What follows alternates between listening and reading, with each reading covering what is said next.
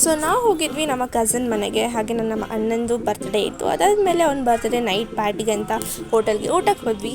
ಹಾಗೆ ಬೆಳಗ್ಗೆ ಇದ್ದ ತಕ್ಷಣ ನಾವು ಹೋಗಿದ್ದೆ ವಿಜಯಪುರಕ್ಕೆ ನಾವು ಗೋಲ್ ಗುಂಬಸ್ನ ನೋಡೋಕ್ಕೆ ಹೋಗಿದ್ವಿ. ನಾವು ಟಿಕೆಟ್ ಎಲ್ಲ ತೊಗೊಂಡಾಯಿತು. ಸೊ ಚಿಕ್ಕ ಮಕ್ಕಳು 15 ಇಯರ್ಸ್ ಒಳಗೆ ಹಾಗೂ 15 ಇಯರ್ಸ್ವರೆಗೆ ಫ್ರೀ ಇರುತ್ತೆ. ಆ್ಯಂಡ್ ದೊಡ್ಡವ್ರಿಗೆ 25 ರೂಪೀಸ್ ಇತ್ತು. ಆ್ಯಂಡ್ ಹಾಗೆ ಮುಂದೆ ಹೋಗ್ತಾ ಮ್ಯೂಸಿಯಂ ನೋಡಿದ್ವಿ. ಬಟ್ ಮ್ಯೂಸಿಯಂ ಫ್ರೈಡೇ ಹೋಗಿರೋದ್ರಿಂದ ಕ್ಲೋಸ್ ಇತ್ತು.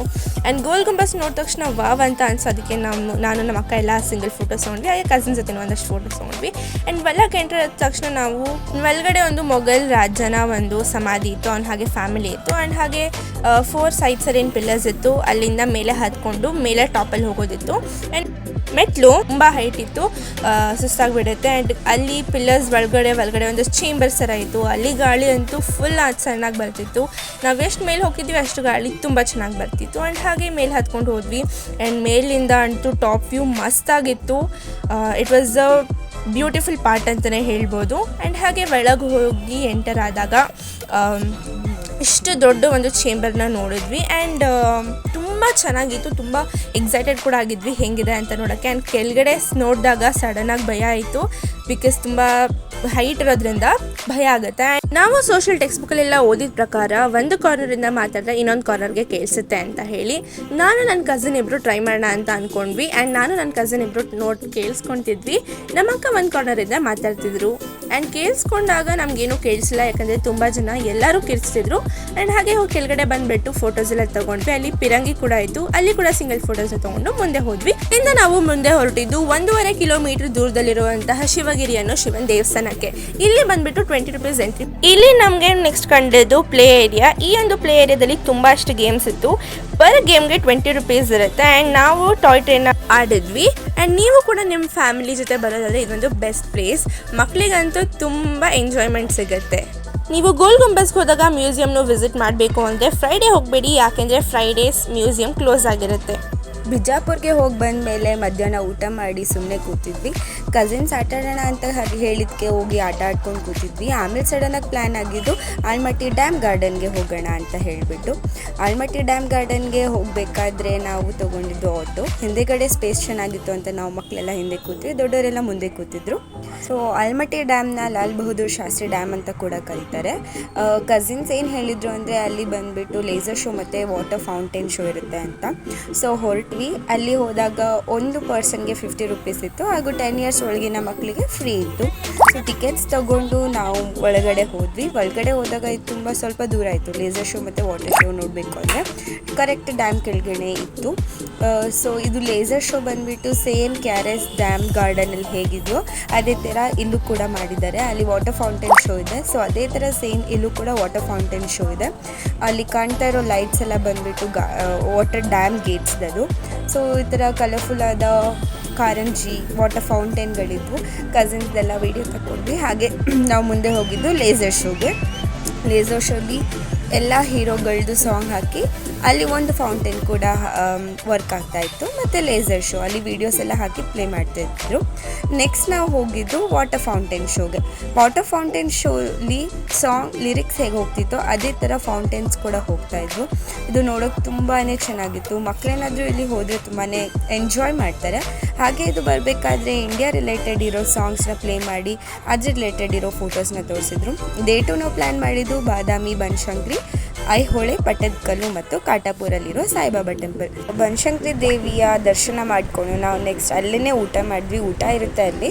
ಸೊ ಊಟ ಮಾಡಿ ನೆಕ್ಸ್ಟ್ ನಾವು ಹೋಗಿದ್ದು ಬಾದಾಮಿಯಲ್ಲಿರುವ ಮೇನ್ ಬಸ್ತಿ ಅಂದರೆ ಬಂದುಬಿಟ್ಟು ಕೇವ್ಸ್ ಅಂತ ಹೇಳಿ 4 ಕೇವ್ಸ್ಗಳಿದೆ. 4 ಗುಹೆಗಳಲ್ಲಿ ವಿಷ್ಣುವಿನ 4 ಅವತಾರಗಳಿದೆ.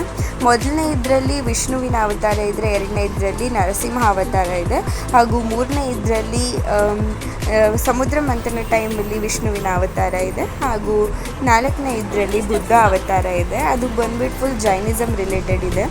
ಸೊ ಚಾಲುಕ್ಯರು ಅದನ್ನು ಹೇಗೆ ಕ್ರೇವಿಂಗ್ಸ್ ಮಾಡಿದರೆ, ಗುಡ್ಡದಲ್ಲಿ ಕ್ರೇವಿಂಗ್ಸ್ ಮಾಡಿದ್ದಾರೆ ಅನ್ನೋದನ್ನ ನಾವಿಲ್ಲಿ ಕಾಣಬಹುದು. ಚಾಲುಕ್ಯರು ಜೈನಿಸಮ್ಗೆ ಎಷ್ಟು ಇಂಪಾರ್ಟೆನ್ಸ್ ಕೊಡ್ತಿದ್ರು ಅಂತ ನಾವು ಇಲ್ಲಿ ನೋಡ್ಬೋದು. ಯಾಕಂದರೆ ಲಾಸ್ಟ್ ಕೇವಲ್ ಏನಿದೆ ಅಲ್ಲಿ ಫುಲ್ ಬಂದುಬಿಟ್ಟು ಜೈನಿಸಮ್ ರಿಲೇಟೆಡ್ ಕ್ರೇವಿಂಗ್ಸೇ ಇದೆ. ಬುದ್ಧನ ಅವತಾರ ಆಗಲಿ, ಬಾಹುಬಲಿಗಳ ಅವತಾರ ಆಗಲಿ ಆ ಥರ ತುಂಬ ಚೆನ್ನಾಗಿ ಕ್ರೇವಿಂಗ್ಸ್ ಮಾಡಿದ್ದಾರೆ. ಗುಡ್ಡದಲ್ಲಿ ಮಾಡಿದ್ರಿಂದ, ಅದು ಕಲ್ಲಿನಲ್ಲಿ ಮಾಡಿದ್ರಿಂದ ಅದು ಒಂದು ನೋಡೋಕೆ ತುಂಬ ಚೆನ್ನಾಗಿರುತ್ತೆ. ಮೇಲಿನ ನಿಂತು ನೋಡಿದ್ರೆ ನಮಗೆ ಅಲ್ಲಿ ಅಗಸ್ತ್ಯ ಲೇಕ್ ಕೂಡ ಕಾಣುತ್ತೆ. ಅಗಸ್ತ್ಯ ಲೇಕ್ ಅಂದರೆ ತುಂಬಾ ಚೆನ್ನಾಗಿದೆ. ಮೇಲಿಂದ ತುಂಬ ಗ್ರೀನ್ರಿಯಾಗಿ ಕಾಣುತ್ತೆ ಮತ್ತು ನೀರು ಕೂಡ ಅಷ್ಟೇ ಫ್ರೆಶ್ ಆಗಿ ಕಾಣುತ್ತೆ. ಹೀಗೆ ನಾವು ಕೆಳಗಡೆ ಬಂದರೆ ಅಲ್ಲಿ ಒಳಗಡೆ ಶಿವನ ದೇವಾಲಯಗಳಿದೆ. ಮೊದಲೆರಡರಲ್ಲಿ ಶಿವನ ಲಿಂಗ ಇದ್ದರೆ ಮೇಲಿನ ಎರಡರಲ್ಲಿ ಅದನ್ನು ಮೊಘಲರು ಡಿಸ್ಟ್ರಾಯ್ ಮಾಡಿದ್ದು ಕೂಡ ನಾವು ನೋಡ್ಬೋದು. ಹೀಗೆ ತುಂಬ ಚೆನ್ನಾಗಿದೆ ಈ ಪ್ಲೇಸ್. ಎಲ್ಲರೂ ವಿಸಿಟ್ ಮಾಡಿದರೆ ತುಂಬಾ ಎಂಜಾಯ್ ಮಾಡ್ತೀರಾ. ಮಕ್ಕಳಿಗಂತೂ ಸೋಷಲ್ ರಿಲೇಟೆಡ್ ತುಂಬ ಇಂಟ್ರೆಸ್ಟ್ ಇದೆ, ಇದು ಒಂದು ಒಳ್ಳೆ ಪ್ಲೇಸ್ ಅಂತಲೇ ಹೇಳ್ಬೋದು. ತುಂಬ ಕಲಿಯೋಕ್ಕೂ ಕೂಡ ಸಿಗುತ್ತೆ ಹಾಗೂ ತುಂಬ ಎಂಟರ್ಟೈನಿಂಗ್ ಕೂಡ ಆಗಿದೆ. ಹೀಗೆ ಸ್ವಲ್ಪ ಫನ್ ಮಾಡಿಕೊಂಡು ಫೋಟೋಸ್ ತಗೊಂಡು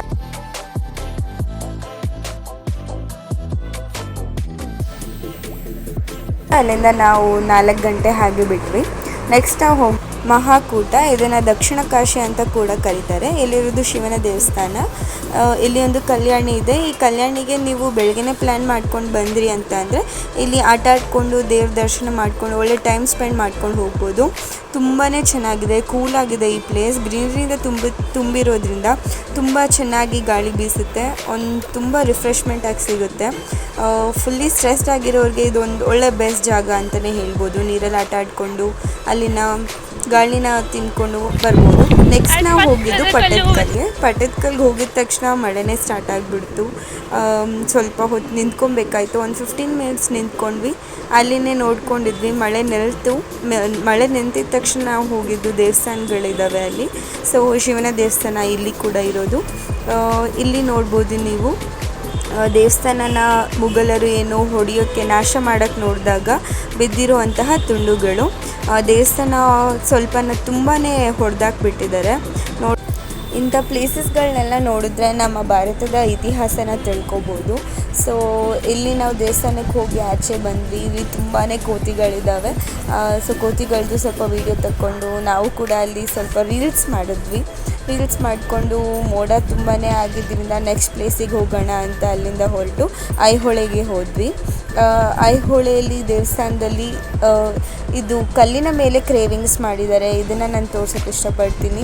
ಆವಾಗಿನ ಕಾಲದಲ್ಲೇ ಟೆಕ್ನಾಲಜಿ ಎಷ್ಟು ಗ್ರೋ ಆಗಿತ್ತು ಅಂತ ನೋಡ್ಬೋದು. ಪ್ರತಿಯೊಂದನ್ನು ಕೂಡ ನೀಟಾಗಿ ಕೆತ್ತಿದ್ದಾರೆ. ಇದು ನಂತರ ನಾವು ಹೋಗಿದ್ದು ಕಾಟಾಪುರದಲ್ಲಿರುವ ಸಾಯಿಬಾಬಾ ಟೆಂಪಲ್ಗೆ. ಸಂಜೆ ಆರತಿ ಕೂಡ ಸಿಕ್ತು ನಮಗೆ. ಇಲ್ಲಿ ಏನು ಸ್ಪೆಷಾಲಿಟಿ ಅಂತ ಅಂದರೆ ನಿಮ್ಮ 1 to 500 ಕಾಯಿನ್ಸ್ ಇದ್ದಾವೆ. ನಿಮ್ಮ ಮನಸ್ಸಲ್ಲಿ ಏನಾದರೂ ಪ್ರಶ್ನೆ ಕೇಳಿ ಬಾಬನ ಹತ್ರ ಪ್ರಾರ್ಥನೆ ಮಾಡಿಕೊಂಡು ಆ ಕಾಯಿನ್ಸ್ಗಳಲ್ಲಿ ನೀವು ಒಂದು ಕಾಯಿನ್ನ ತೆಗೆದ್ಬಿಟ್ಟು ಅದ್ರ ಮೇಲಿರೋ ನಂಬರ್ನ ಬುಕ್ಗಳಿದ್ದಾವೆ. ಆ ಬುಕ್ಕಲ್ಲಿ ಓದಿದ್ರೆ ನಿಮ್ಗೆ ಏನು ಕ್ವಶನ್ ಇತ್ತೋ ಅದು ಪರ್ಫೆಕ್ಟಾಗಿ ಆನ್ಸರ್ ಸಿಗುತ್ತೆ. ನಾನು ಕೂಡ ಟ್ರೈ ಮಾಡಿದೆ, ನನಗೂ ಸಿಕ್ತು. ನೀವು ಹೋಗಿ ಟ್ರೈ ಮಾಡಿ, ಚೆನ್ನಾಗಿರುತ್ತೆ. ಇದಿಷ್ಟು ಈ ಹಾಲಿಡೇಯ ಟ್ರಿಪ್ ಆಗಿತ್ತು. ನೆಕ್ಸ್ಟ್ ವಿಡಿಯೋ ಜೊತೆಗೆ ಬರ್ತೀನಿ. ಬಾಯ್ ಬಾಯ್.